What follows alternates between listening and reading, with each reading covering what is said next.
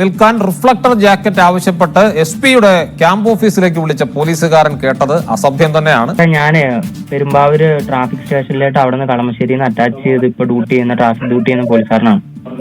സാറേ ഞങ്ങൾ 3 പേരാണ് അറ്റാച്ച് അവിടെ പോയത്.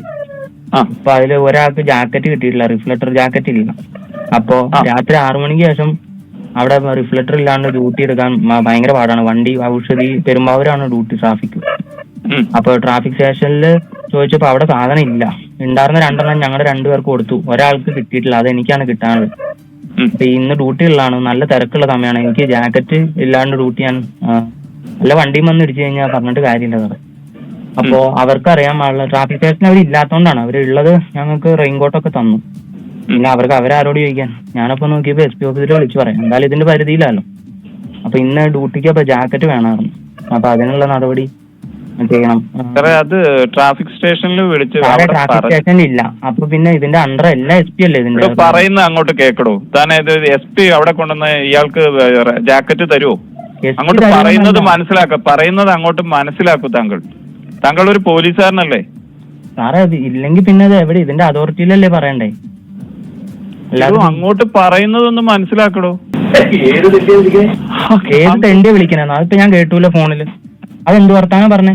ഏത് തെണ്ടിയെ വിളിക്കണെന്ന്? അങ്ങനെയാണോ SP ഓഫീസിലായിട്ട് വിളിക്കുമ്പോ നിങ്ങൾ സംസാരിക്കേണ്ടത്? ഞാനിപ്പോ എന്റെ ഫോണിൽ ഞാനത് കേട്ടു, ഏത് തെണ്ടിയെ വിളിക്കണെന്ന്. ഇതെന്ത് വർത്താനാണ് നിങ്ങൾ ഇങ്ങോട്ട് പറയുന്നത്? ഞാൻ കേട്ടു ആ ഫോണ് ഓൾറെഡി. ഞാനിപ്പോ നിങ്ങൾ പറയുന്നത് നിങ്ങൾ അങ്ങോട്ട് പറയുന്ന കേൾക്കും മേഡം. സാറേ ഇപ്പൊ ഇത്ര എടോന്നാലോ വിളിച്ചേ? ഫോൺ വെച്ചിട്ട് പോടാ. അബ്ജദെ, ഇതൊരു വളരെ ഇന്ന് രാവിലെ മുതൽ ഇത് എറണാകുളത്തെ പോലീസ് ഉദ്യോഗസ്ഥരുടെ വാട്സാപ്പ് ഗ്രൂപ്പുകളിൽ പ്രചരിക്കുന്ന ഒരു ഓഡിയോ സന്ദേശമാണ് നമ്മൾ കേട്ടത്. ഇത് പെരുമ്പാവൂർ പോലീസ് സ്റ്റേഷനിൽ ഇപ്പോൾ കളമശ്ശേരി ക്യാമ്പിലുള്ള ഒരു പോലീസ് ഉദ്യോഗസ്ഥനെ ഈ ഓണത്തിന്റെ തിരക്ക് കണക്കിലെടുത്ത് 3 ഉദ്യോഗസ്ഥരെ പെരുമ്പാവൂരിലെ ട്രാഫിക് ഡ്യൂട്ടിക്ക് വേണ്ടി നിയോഗിക്കുന്നു.